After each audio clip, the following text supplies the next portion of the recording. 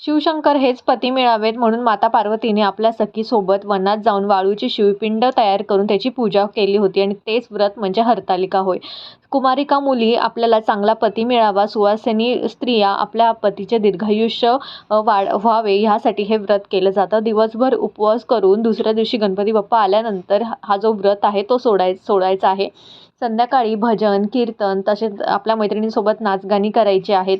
बाजारात मिळतात त्या अशा पद्धतीने 2 हरतालिका आणायच्या आहेत. एक माता पार्वती आणि एक त्यांची सखी.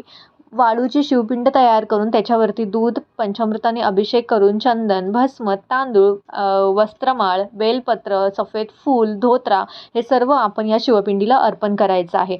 चौरंग घेऊन जिथे पूजा मांडणार ती जागा स्वच्छ करून गंगाजल शिंपडून आपल्याला चौरंगावरती लाल वस्त्र अंथरून सर्वात अगोदर गणपती बाप्पांची पूजा करायची आहे.